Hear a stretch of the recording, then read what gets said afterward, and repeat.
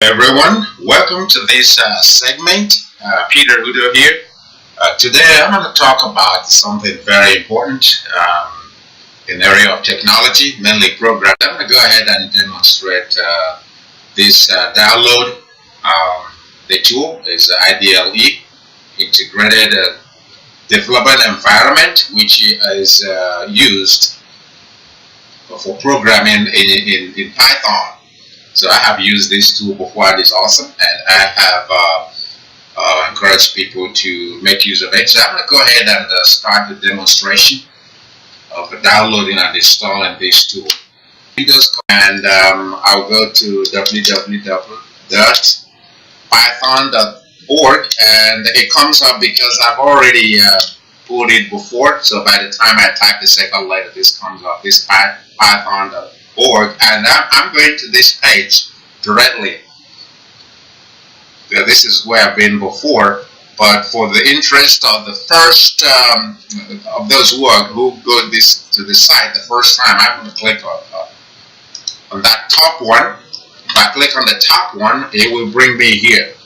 So I have this web page now to work with, and once I'm there, I'm going to go to download, click on it, and see what happened there. Okay, I didn't really actually need to click. So when I float my pointer there, look at what happens. It displays this area, this huge circular area here, and it tells me here the downloads for Windows. The latest one here is 3.7.1. And it gives you a warning here about 3.5 plus not usable in Windows XP or any other earlier version of Windows operating system, and they will let you view a list of downloads here. So these are the this is the download area, and here for those who use Mac operating system, this is where you can download the same thing, and you want to look for the latest one. And sometimes you might want to actually go to the lower one if you suspect that the latest one is not stable yet. You can go with the one that's close to the last one before the latest one. So I'm going to go ahead and click on it. This is for Windows, so I could go from here and select Windows, or I could go from here, go directly where it says Windows. Now remember, those who have Mac operating system, this is where you go. And other platforms, if you have different operating systems, like Linux or Amiga or some other type, you can look to see if they have that version. I'm pretty sure they're going to have one for Linux. I don't know about the others. Today we are focusing on Windows, so I'm going to go ahead and click on Windows, and when I click on it, it's going to try to save. I don't want it to save to this folder, so I'm going to let it go to my downloads, and I will save it there. You can save it to my documents folder for you, and it will stay there. And once it downloads completely, you can go ahead and install it. So it says exe, which means it's an executable file. A lot of times that's how virus files are detected. They're mostly executable files. So this one is an executable file in the sense that it will make change to your system. You change the operating system once you download it. That means it's going to add itself there and allow you to develop a program in Python. So I'm going to click on this and say open, because it looks like the download is almost complete. Let me see. Maybe not. Okay. Okay, so it's giving me the option to install here. It says the 32-bit. I cannot install the 32-bit because my computer is 64-bit. How do I know? Let me go and show you how you can get your system's architecture so you know what to download. If I go over there and let's see, no, not there. If I go to my, I might have to use the shortcut if I can't find it here quickly. If I go down here, I'm looking for systems, not that. Not that, not that. Alright, so I'm gonna go here and say systems. Yeah, system information.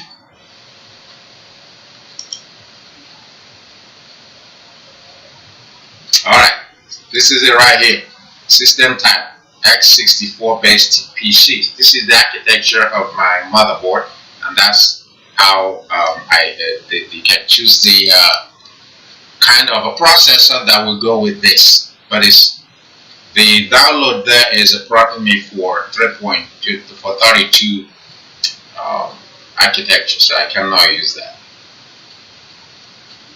So I'm gonna go back there and open it up, and I'm gonna go ahead and keep looking, see if I can get to the 64-bit. Okay, the 64-bit installer. This is right there. This is the earlier one, and right here it says Windows 86 64-bit executable installer. Okay, it does look like what I'm looking for. So I'm not sure why it gives 32-bit by default. Let me click there and bring something up here. See if we have that option over there. Okay, so it's there at the bottom. 64-bit executable installer.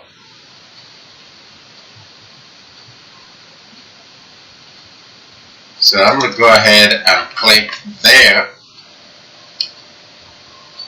and it goes directly to download. So once it gets there, I want to click and let it finish, and I'm going to give it instruction there to open, watch, and once this comes up, I'm going to say install. I'll choose the default directory there in the C users Lenovo updated local programs Python and Python 37 3.7.1. So now I have the 64-bit. I've successfully avoided the 32-bit, and so this will be the installation here. We're going to let it run and you'll see how that goes.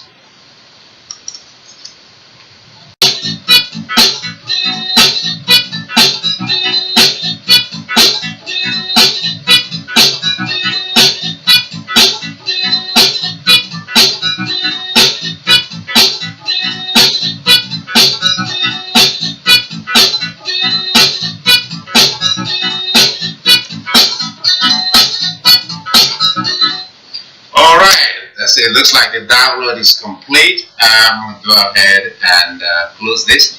But I'm going to read this here, make sure that we didn't encounter any problem during the download. Okay, this is a special thanks to whoever. And okay, this is the online tutorial for those who want to use this tool. And then the documentation and what is new. So whatever is new in the 3.7.1 version will be here. And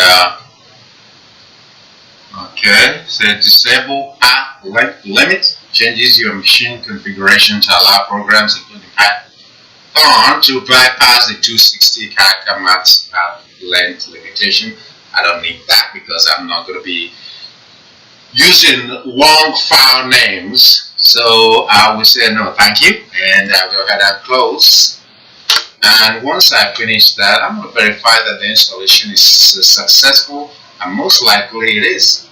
If I click here on the start button, right there, this is my 64-bit idle.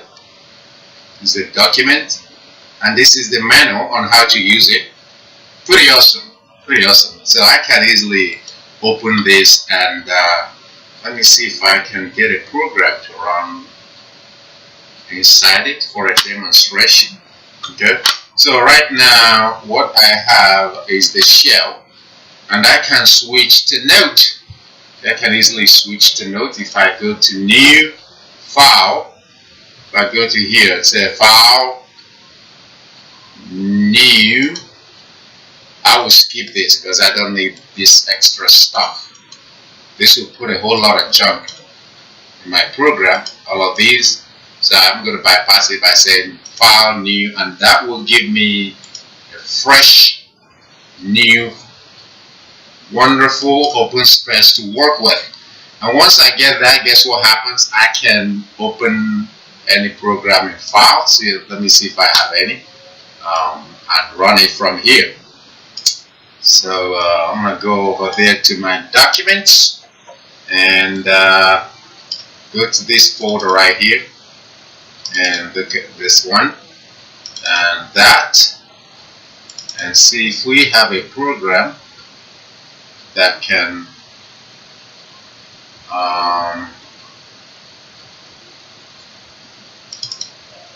run.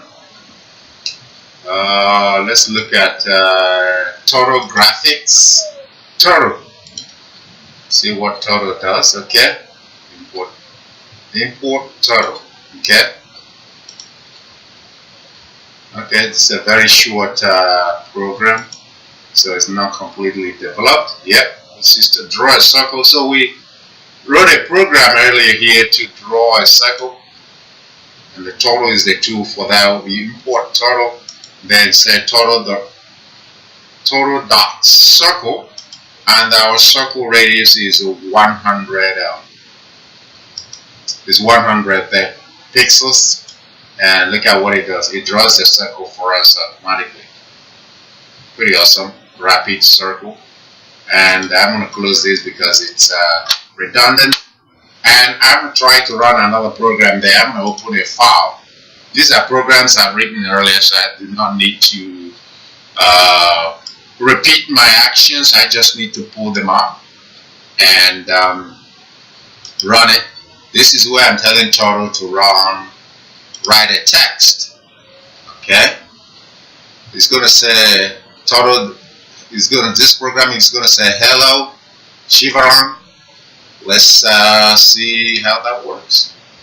And there you go. Hello, Chevron. And I'm going to try another sample here before we close this out. I open. And actually, let's try more than one. Let's see what is. Let's run the Orion program. Okay. So, Orion's bell. The galaxy. Okay. It's one of the previous programs I had to write. And let me see if I can open up another thing. Open up. What can we run here? Window size specific angle.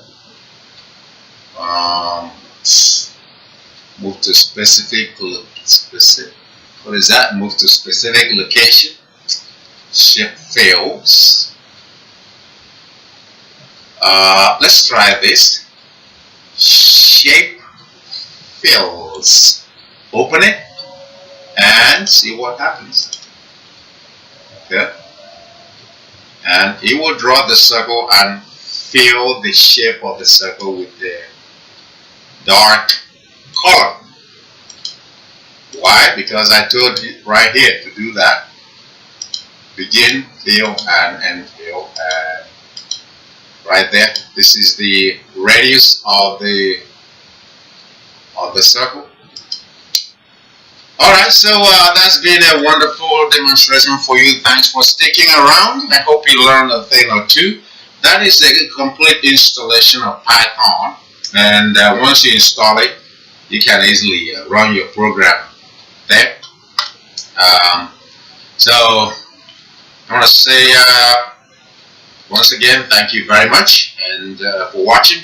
And if you like, give it a thumbs up, put in some comments, and give feedback. Let me know what else you'd like to see, and I'll be glad to develop that as a topic and talk about it. And I'll see you in the next video.